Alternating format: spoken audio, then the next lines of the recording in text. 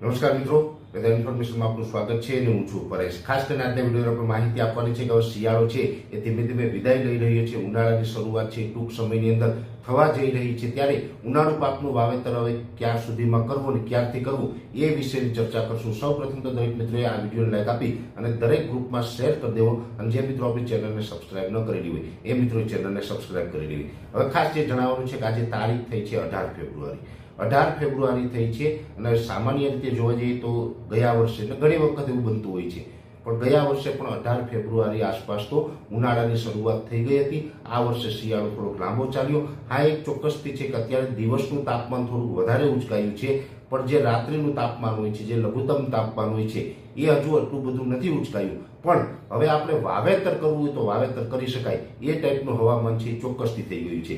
જો કે સામાન્ય રીતે જોવા જઈએ તો રાત્રિનું તાપમાન હોય એ નોર્મલ કરતાં ઊંચું એટલે કે 18 ડિગ્રી કરતાં ઉપર હોય ત્યારે જ આપણે ઉનાળુ પાકનું વાવેતર કરવું જોઈએ। કેમ કે જ્યારે પણ રાત્રિના ટાઈમે ઠંડીનો માહોલ હોય, ઠંડી કન્ટિન્યુ ચાલુ રહેતી હોય, એવા સંજોગોની અંદર જો પણ કોઈ પણ પ્રકારનું આપણે ઉનાળુ પાકનું વાવેતર કરીએ, જેની અંદર તલ હોય, બાજરો હોય અથવા તો જે અડદ મગ છે કે અન્ય કોઈ પણ પાક હોય, જે આપણે ઠંડી હોય ને એ વાતાવરણની અંદર જોઈને વાવેતર કરી દેવામાં આવે તો બરાબર ઉગાવો આવતો નથી ને આપણું મોંઘું બિયારણ છે એ ફેલ જતું હોય, નુકસાની આવતી હોય છે। એટલે અમે ઘણા સમયથી ઘણા બધા ખેડૂત ભાઈઓને અપીલ કરતા હતા કે હમણાં વાવેતર ન કરવું, છતાં પણ થોડા દિવસ પહેલા ઘણા બધા ખેડૂત ભાઈઓ વાવેતર કર્યું પણ છે। કર્યું છે એની પાછળ પણ એવા કારણ હતા કે ખેડૂતોની પણ ક્યાંય ને ક્યાંય મજબૂરી હતી। મજબૂરી એ હતી કે પાછળથી પાણી ઘટતા હોય, પાણીની સમસ્યા હોય એટલે વહેલું વાવેતર કરી દેતા હોય છે। પણ અત્યારે જોવા જઈએ તો હવે વાવેતર કરવું હોય તો આજે 18 ફેબ્રુઆરી થઈ ચૂકી છે। આજે 18 ફેબ્રુઆરીથી લઈ અને 15 માર્ચ સુધીમાં તમારે વાવેતર કરવામાં આવે તો યોગ્ય સમય છે।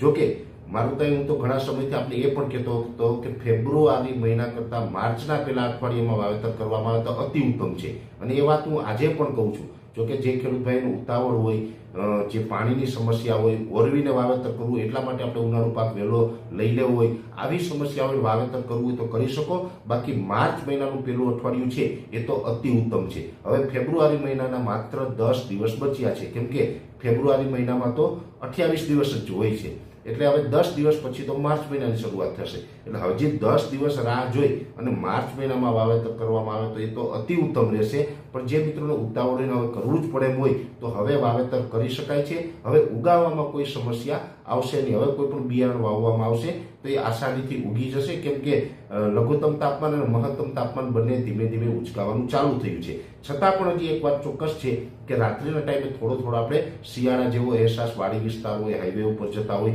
એમાં શિયાળા જેવો અહેસાસ થશે। કેમ કે અત્યારે જે શિયાળો છે ને એ સંપૂર્ણપણે પૂર્ણ નથી થયો, પણ શિયાળાની જે વિડ્રોઅલ પ્રોસેસ છે ને એ ચાલુ થઈ છે, અને આ વિડ્રોઅલ પ્રોસેસ છે એ 10 દિવસ ચાલશે, એટલે 28 ફેબ્રુઆરી સુધી ચાલશે। ત્યારબાદ માર્ચ મહિનામાંથી આપણે કાયદેસર ઉનાળાની શરૂઆત થઈ જશે। જોકે આ જે 10 દિવસ જે સિઝનની જે આ શિયાળુ સિઝનની વિડ્રોઅલ પ્રોસેસ ચાલશે એ દરમિયાન રાજ્યના અનેક વિસ્તારો એવા હશે કે જેમાં તાપમાન ઊંચું જોવા મળે। ઊંચું એટલે કે 35 ડિગ્રી કરતાં વધારે, કે જે 36, 37, 38 ડિગ્રી સુધી પણ દિવસનું તાપમાન જોવા મળે। પણ હવે દિવસનું તાપમાન ઊંચું જોવા મળે પણ એની સાથોસાથ રાત્રિનું તાપમાન પાછું થોડુંક નીચું હોય, એટલે કે રાત્રે થોડોક શિયાળા જેવો અહેસાસ થતો હોય, એટલે મિક્સ ઋતુ પણ કહી શકાય અને એક પ્રકારે શિયાળાની વિડ્રોઅલ પ્રોસેસ પણ કહી શકાય। આ કન્ડિશન છે હજી 10 દિવસ ચાલશે। માર્ચ મહિનામાં સંપૂર્ણપણે ઉનાળાની શરૂઆત થઈ જાય એવું અનુમાન છે।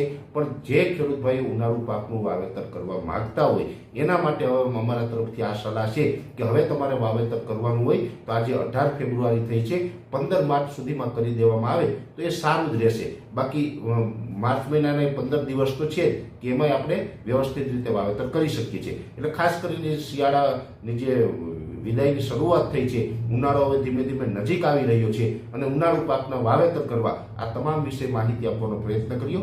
વિશેષ માહિતી છે નેક્સ્ટ વિડીયોમાં આપવામાં આવશે। અત્યારે આ વિડીયોની અંદર એટલું જ। અંતમાં દરેક મિત્રોએ આ વિડીયોને લાઈક આપીને દરેક ગ્રુપમાં શેર કરી દેવો, અને જે મિત્રો આપણી ચેનલને સબસ્ક્રાઇબ ન કરેલી હોય એ મિત્રોએ ચેનલને સબસ્ક્રાઇબ કરવી। રજા આપશો, ધન્યવાદ।